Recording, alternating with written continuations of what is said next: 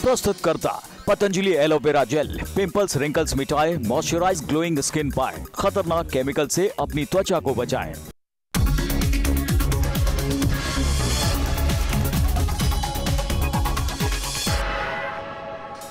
प्रस्तुत करता pro ease go long lasting protection. Gorakhpur के बीआरडी अस्पताल से आई शर्मनाक तस्वीर। पिछले 72 घंटे में 63 मासूमों की मौत। सीएम योगी ने लोगों को याद दिलाई उनकी भी जिम्मेदारी।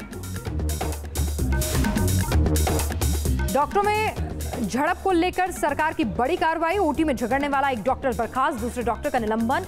हाईकोर्ट ने बनाई जांच कमेटी। नोटबंदी को लेकर आरबीआई के आंकड़ों पर वित्त मंत्री का बयान। नोटबंदी से डायरेक्ट टैक्स बढ़ा, पैसे जब्त करना नोटबंदी का उद्देश्य नहीं। मोहल्ला क्लिनिक की फाइल पास कराने के लिए आपके करीब 45 विधायक एलजी हाउस में भिड़े।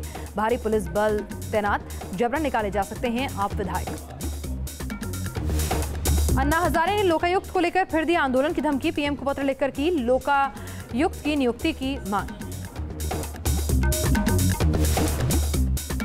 पेट्रोल डीजल की बढ़ती कीमतों में नहीं मिलेगी राहत। पेट्रोलियम मंत्री ने टैक्स में कटौती से किया इनकार। जुलाई से अब तक 6 रुपए बढ़ चुके हैं पेट्रोल के दाम। सिवान तेजाब कांड में शहाबुद्दीन समेत 4 दोषियों को उम्रकैद की सजा। हाईकोर्ट ने स्पेशल कोर्ट के फैसले को रखा बरकरार। ग्रेटर नोएडा अथॉरिटी में बाढ़ का हंगामा। सरकार की तरफ से आई 3 सदस्यीय टीम से देरी से पहुंचने पर जताई नाराजगी। जमकर की गई नारेबाजी। मुजफ्फरनगर के खतौली ट्रेन हादसे में बड़ी कार्रवाई। रेलवे ने 13 कर्मचारियों को किया सस्पेंड। 18 अगस्त को उत्कल एक्सप्रेस हुई थी डीरेल। उत्तराखंड की टिहरी में फंसी बस को निकालने के दौरान हुआ हादसा। खाई में गिरी बस, गनीमत रही बस गिरने से पहले ही सुरक्षित निकाल लिए गए थे यात्री।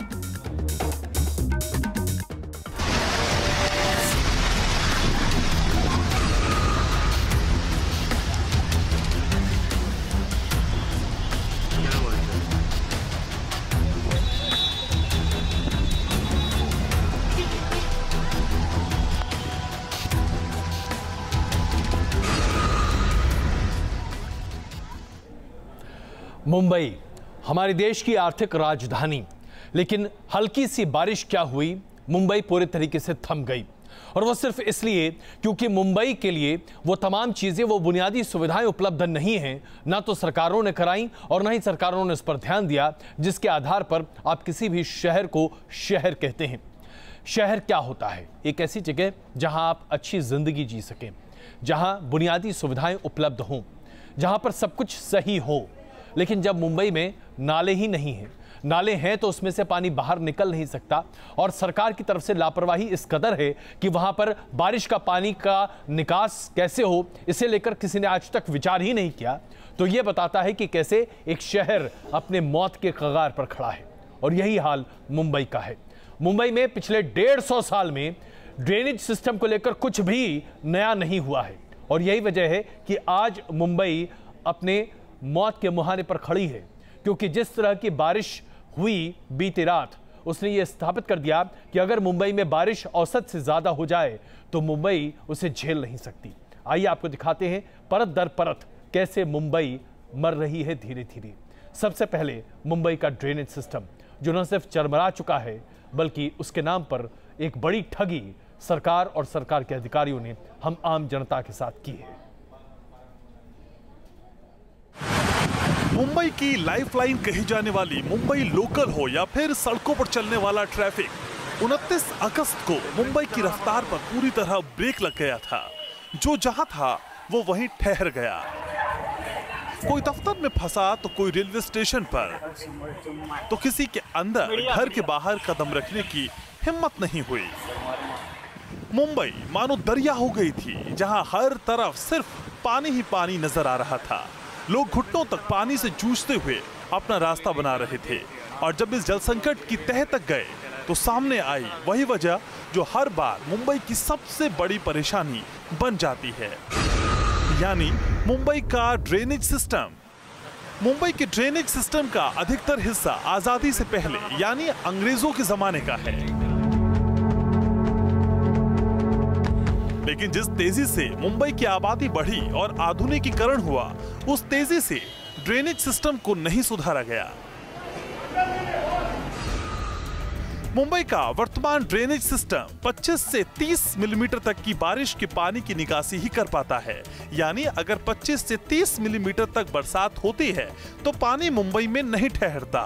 लेकिन अगर बरसात का यही स्तर बढ़ जाए और 100 मिलीमीटर के नजदीक या उससे ऊपर चला जाए तो ड्रेनेज सिस्टम चोक हो जाता है, यानी पानी की निकासी नहीं हो पाती।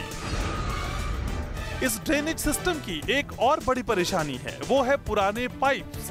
लाख कोशिशों और करोड़ों रुपए खर्च करने के बावजूद मुंबई के ड्रेनेज सिस्टम के सिर्फ 30% पाइप्स ही बदले गए हैं। पुराने पाइप्स या तो लीक हो जाते हैं या फिर चोक हो जाते हैं। इसका नतीजा होता है कि ड्रेनेज में आने वाला पानी सड़कों पर निकल आता है।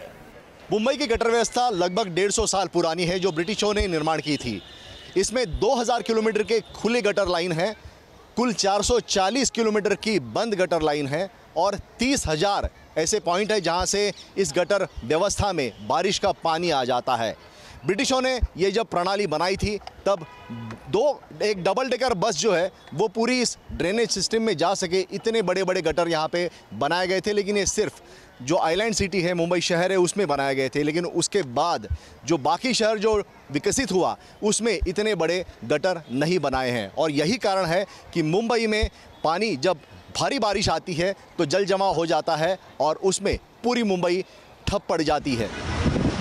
अगर आपको लग रहा है कि सिर्फ ड्रेनेज ही मुंबई के जल संकट की वजह है तो ऐसा नहीं है। सिस्टम की नजरअंदाजी और लोगों की लापरवाही भी मुंबई को पानी पानी करने के लिए जिम्मेदार होती है। Team news nation. और आइए अब आपको बताते हैं कि कैसे आम मुंबईकर की वजह से भी आज मुंबई में ये त्रासदी आ रही है। याद कीजिए 2005 का वो नज़ारा जब पूरे मुंबई में जलमग्न होता सब कुछ दिखाई दे रहा था। और जब उसके बाद फैक्ट फाइंडिंग टीम ने ये बात सामने रखी कि मीठी नदी में कचरे के जमाव की वजह से, खास करके प्लास्टिक के जमाव की वजह से ये स्थिति उत्पन्न हुई थी, तो यही कहा जा रहा था कि मुंबई से प्लास्टिक बैन कर देना चाहिए। आज प्लास्टिक बैन तो नहीं है, लेकिन स्थिति इतनी बदतर है कि मुंबई के तमाम नाले मीठी नदी से जुड़ने वाले और उसके अलावा तमाम अन्य नाले सिर्फ इसलिए चोक और जैम हो रहे हैं क्योंकि उनमें टनों प्लास्टिक पड़ा हुआ है। और ये प्लास्टिक बैग आज मुंबई के लिए जानलेवा साबित हो रहे हैं। इतना ही नहीं, हम आपको यह भी बताना चाहते हैं कि जब हाई टाइड होती है और उस वक्त बारिश हो रही होती है तो ड्रेनेज का पानी समुद्र में जाने से रोका जाता है और ड्रेन्स बंद कर दिया जाता है। और वो इसलिए क्योंकि हाई टाइड के समय समुद्र का पानी इस नाले के जरिए शहर में आने लगता है। इसे रोकने के लिए वो सिस्टम बंद किया जाता है। ऐसे में जब बारिश हो रही होती है तो उस पानी का निकास कहीं नहीं हो पाता और लिहाजा वो होता है जो कल देखने को मिला था। कुल मिलाकर मुंबईकर और सरकार की लापरवाही, इन दो लोगों ने मुंबई का ये हाल बना रखा है। 2005 में तो मानसून मुंबई के लिए मौत बनकर आया था। 2005 में हुई बेतहाशा बारिश के चलते मुंबई में 500 से ज्यादा लोगों की मौत हुई थी। लेकिन हर साल जो टॉर्चर मानसून के चलते मुंबई को नसीब होता है वो भी कम नहीं है। मुंबई के ड्रेनेज सिस्टम की रीढ़ की हड्डी कहे जाने वाले मुंबई के नाले ही दरअसल इस जलभराव की एक बड़ी वजह बनते हैं। मुंबई में कहने को नालों का एक लंबा चौड़ा नेटवर्क है। मुंबई के नालों की कुल लंबाई तकरीबन 400 किलोमीटर है। लेकिन लगातार कचरा डालने और खासकर प्लास्टिक के कचरे की वजह से कई जगह ये नाले या तो पूरी तरह रुक जाते हैं या फिर पानी बहने की रफ्तार कम हो जाती है। हर साल इन नालों को साफ करने के नाम पर करोड़ों खर्च होते हैं, लेकिन नतीजा सिफर ही रहता है। बीएमसी का दावा है कि 2017 में अप्रैल के महीने से ही नालों की सफाई शुरू कर दी गई थी और 94% नाले साफ कर दिए गए थे। 440 करोड़ की भारी भरकम रकम भी इन नालों की सफाई पर खर्च कर दी गई थी।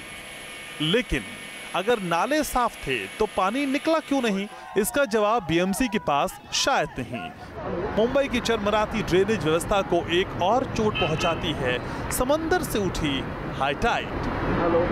मुंबई शहर चारों तरफ से समंदर से घिरा हुआ है और शहर की ड्रेनेज भी समंदर में ही जाती है।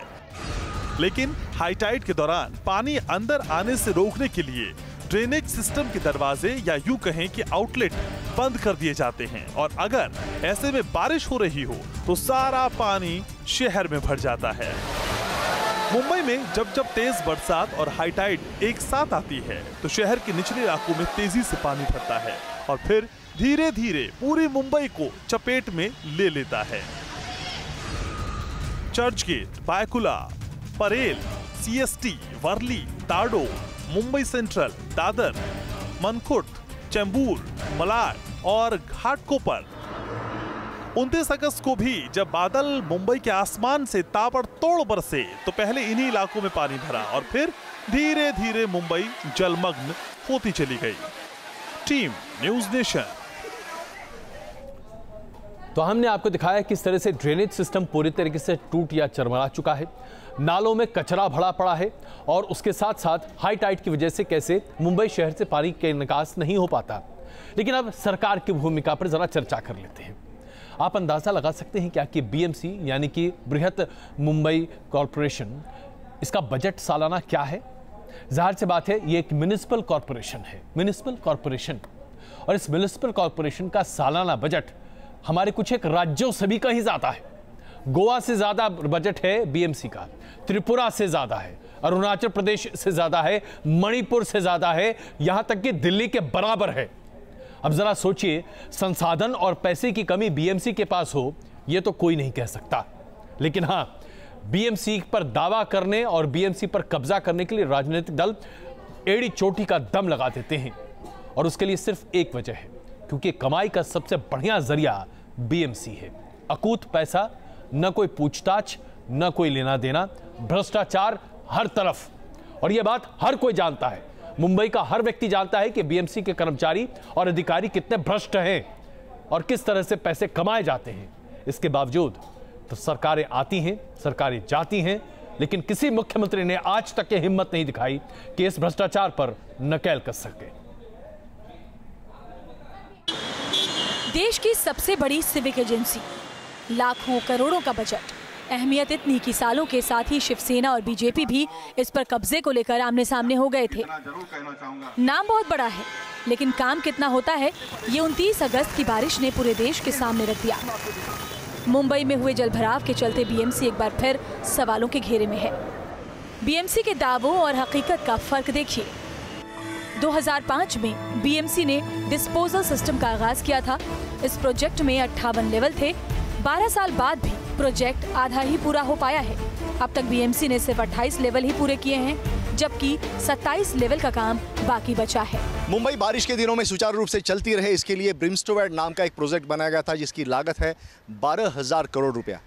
इस प्रोजेक्ट के तहत 5 पंपिंग स्टेशंस मुंबई के आसपास खोलने वाले थे और इसमें से बहुत सारे शुरू हो गए हैं। एक पंपिंग स्टेशन फिलहाल बंद है, लेकिन जो दिक्कतें आती है बारिश के दिनों में कि इन पंपिंग स्टेशंस के गेट में कचरा जमा हो जाता है और इसके पंप्स जो है वो बंद पड़ जाते हैं। और यही कारण है कि मुंबई में 12,000 करोड़ लागत की स्कीम करने के बावजूद मुंबई में जल जमा हो रहा है और मुंबई वासियों को बारिश के दिनों में कठिनाइयाँ झेलनी पड़ रही है। हाँ, जब हालात काबू से बाहर होते हैं तो बीएमसी नसीहतें और चेतावनी देकर अपनी कमियां जरूर छिपाती है। माननीय आयुक्त ने सभी को डायरेक्टिव दिए कि जब तक सिटी को प्रॉपर्ली नॉर्मलसी तक नहीं ला जाता है, तब तक कोई भी अपना कार्यालय या काम का स्थल नहीं छोड़ पाएगा। सरकार और बीएमसी ने 29 अगस्त को जो नसीहतें दी, उनके मुताबिक स्कूल कॉलेज बंद कर दिए गए, लोगों को बिना जरूरत बाहर निकलने से मना किया गया, पानी 2 फुट से ज्यादा बढ़ने पर मदद मांगने की नसीहत दी गई। लेकिन जो कर्तव्य था वो पूरा नहीं किया।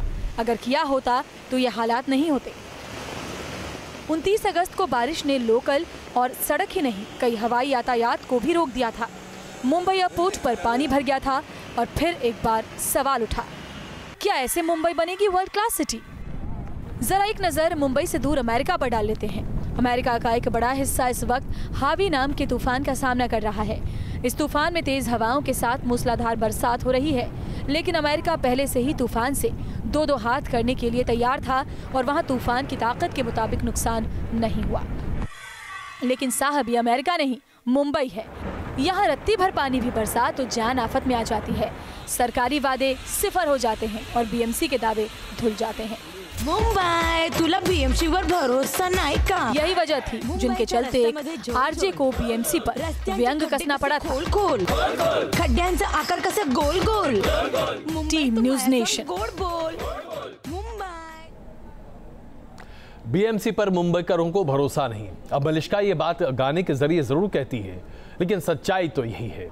हर मुंबईकर ये जानता है कि बीएमसी भ्रष्टाचार की वो काल कोठरी है जहां कोई भी व्यक्ति जाए कभी भी सफेद नहीं निकलता, कालिख में लिपट कर ही निकलता है। लेकिन इससे बड़ा सवाल आज हम आपके सामने रखना चाहते हैं। आज हम न्यू इंडिया की बात करते हैं। प्रधानमंत्री नरेंद्र मोदी ने लाल किले के प्राचीर से नए भारत की शुरुआत की अपील की। हम स्मार्ट इंडिया की बात करते हैं, हम स्मार्ट सिटी की बात करते हैं, हम सब कुछ बदलने की बात करते हैं, आधुनिकता की बात करते हैं। लेकिन क्या हमारे शहर वाकई में आधुनिक हैं? ये यक्ष प्रश्न आज न सिर्फ सरकार के सामने है, बल्कि तमाम राज्य सरकारों के सामने भी है। आप शहर दर शहर उठाकर देख लीजिए। पिछले कुछ एक सालों ने साबित कर दिया है कि हिंदुस्तान के तमाम शहर किसी गांव से भी बदतर हैं। शहरों में रहना गांवों से भी बदतर हाल में रहने के बराबर है। बेंगलुरु में पानी जम जाता है इतना कि आप मत पूछिए। चंडीगढ़ में गाड़ियां तैरने लगती हैं।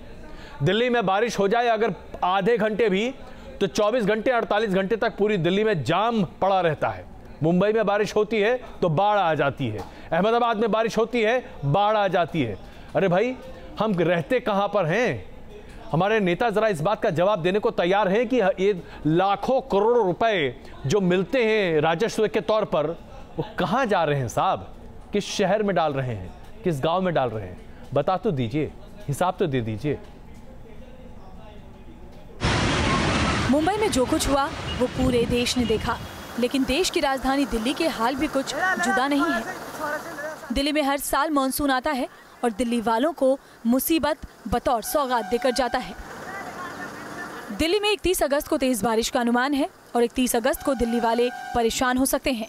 मई में जब हल्की बारिश ही हुई थी, तब दिल्ली के 370 इलाकों में जलभराव की समस्या पैदा हुई थी और अब तक इन प्रभावित इलाकों में पूरे इंतजाम नहीं किए गए हैं। यही वजह है कि कयास लगाए जा रहे हैं कि मई की ही तरह अगस्त का आखिरी दिन भी दिल्ली वालों को पानी पानी कर सकता है। बेंगलुरु को आईटी सिटी का दर्जा हासिल है। देश के नामचीन मेट्रो में शुमार बेंगलुरु के इंतजामों की पोल इस साल मॉनसून में खुलकर सबके सामने आ गई थी।